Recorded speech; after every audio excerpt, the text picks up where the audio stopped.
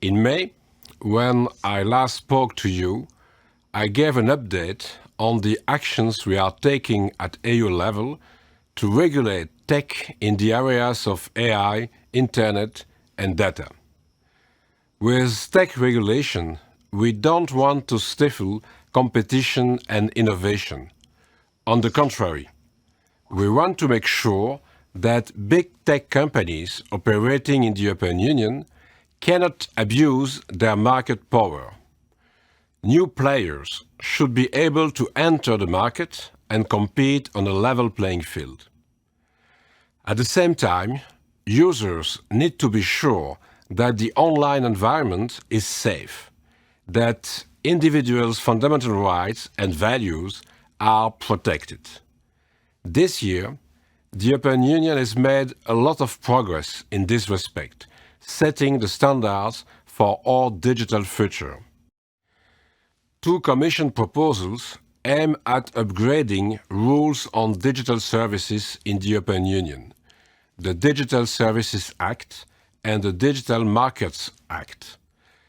I can tell you that the negotiations on the Digital Markets Act have been concluded and official publication of the Act is expected soon. The final text of the Digital Services Act is close to adoption and will be published still this year. These two legal instruments complement the GDPR by requiring tech companies to ensure a high level of protection for people in the Union when providing online services. Together, the new rules will create a safer, more open digital space. Not only will the GDPR protect the user's personal data, the use of these data in specific situations must also follow certain rules.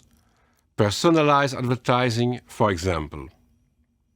The supervisory authorities under the GDPR, DSA and DMA, will cooperate closely to ensure a high level of protection for EU citizens. This year, cooperation between data protection authorities has already resulted in imposing fines against big tech companies. On 2 September, the Irish Data Protection Commission fined Instagram €405 million for violation relating to the processing of children's personal data and providing information on such processing. Last year, two other huge fines were issued. The Irish DPC fined WhatsApp €225 million and the Data Protection Authority of Luxembourg fined Amazon €746 million. This sends a clear message to any technology company that wants to do business in the Union that EU rules are effectively enforced. But fines are not the only indication of such effective enforcement. The improvement of citizens' life is the most important one. Countries around the world are equipping themselves with new data protection rules or modernizing existing ones to address similar challenges. The GDPR has emerged as a key reference point at international level. This is a truly universal trend, from South Korea to Brazil, from Chile to Japan, from California to Kenya, from India to Indonesia.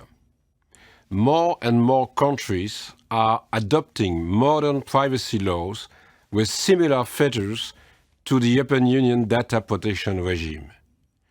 These trends towards global convergence is very positive for the flow of digital goods, services, and data. It brings new opportunities for increasing the protection of Europeans when their data is transferred abroad. At the same time, it facilitates data flows and thus trade. It also shows that the European Union can be a rule maker rather than a rule taker when it comes to regulating the digital economy. Of course, The Commission wants the European Union to be at the forefront of a data-driven society, and it will not stop working to accelerate the transition to a fully functioning digital single market. Our focus is always the same, whether it relates to data technologies such as AI or infrastructure. It's about fairness, transparency, and trust, because an absence of these will hurt innovation, trade, and investment. I wish you many interesting discussions on tech regulation in your panel sessions.